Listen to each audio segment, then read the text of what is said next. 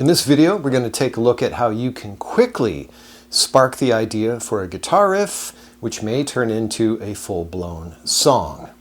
First of all, let's take a look at what the typical guitar player will do when they pick up the guitar in hopes of writing something. Well, typically they pick it up and they start noodling around, right? They start just kind of playing around, improvising, waiting for inspiration to hit, waiting for the planets to align. Sometimes you get something, sometimes you don't. We've all done it, we've all been there. The approach that I'm going to show you in this video will help you to fast track that, and you will not have to rely on the cosmos to get things going. You probably will come up with something every single time you use this approach. What is that approach? Let's check it out. The first thing that I would recommend doing is start away from the guitar. Now, I don't necessarily mean you have to take your guitar off and put it on the on the bed or in the corner of the room or anything. What I mean is, don't begin by playing. The first thing I want you to do is to begin by tapping out a rhythm, whether it's on your leg or on a desk or whatever, whatever's handy. Begin by coming up with a cool rhythm. Let's say, in this case, let's go, I'll tap this on my leg.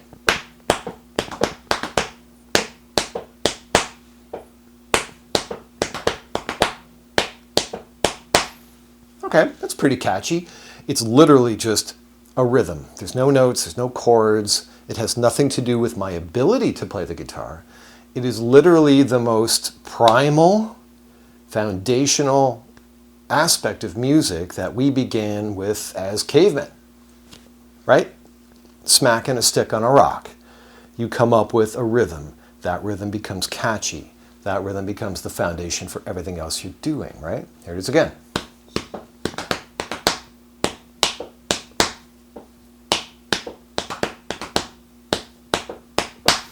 Okay, now if you start with that, the idea now is to put notes to it, put chords to it. Now you have a scaffolding, now you have a framework, a skeleton to hang stuff off of. If you just noodle around and play and you're waiting for something, you've got no structure to begin with. That would be like starting a painting without a canvas, right? All right, I'm going to go paint something. Just putting paint on brushes and waving it in the air. You have nothing to begin with. You have no vision. So by coming up with a rhythm that is catchy on its own will guarantee that your riff will actually probably be really, really cool, regardless of what chords, it almost won't matter. It almost won't matter what type of notes or chords you're playing. If the rhythm is cool, you're good. This reminds me of a passage from the Frank Zappa guitar book that I bought many, many years ago. In the preface, he notes that if you were auditioning for me and I was standing over you with sheet music in front of you and you were playing, if you made a mistake in terms of the notes, I would probably let it go if the rhythm was correct. Kind of makes you wonder, right? So you can hit wrong notes, you can hit weird notes. If the rhythm is still good, you're probably going to land on your feet. So let's take that rhythm again and apply it to notes. Now I'm going to do this completely fresh. I just came up with a rhythm myself. Let's check out what might happen here. I'm going to go with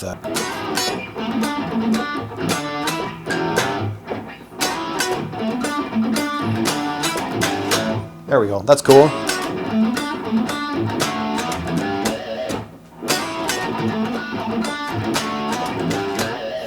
Now, pretty cool riff. I probably would not have landed upon that just by messing around. It is possible, but look how fast the process went. It went from conceiving of the rhythm, which didn't take long. All it had to do was make my ears go, make my ears happy. And then you just started applying things to it. Let's try another one.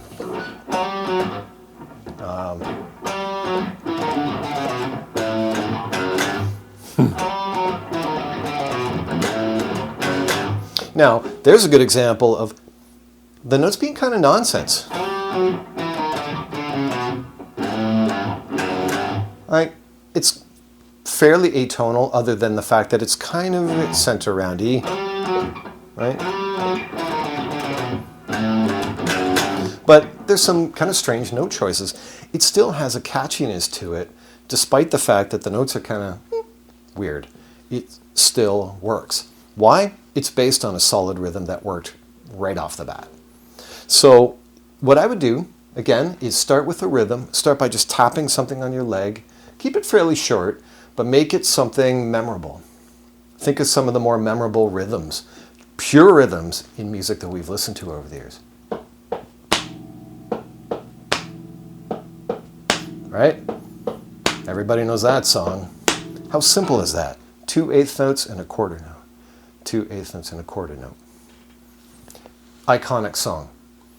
Start there. Start with a rhythm, then drape it with things like notes, chords, experiment, noodle around, but now you have a rhythmic structure to adhere to. And that is going to fast track you to coming up with really cool riffs, rhythms, and eventually they're going to bloom into full songs. So check out that approach. Let me know what you think of it in the comments, and I will catch you in the next one.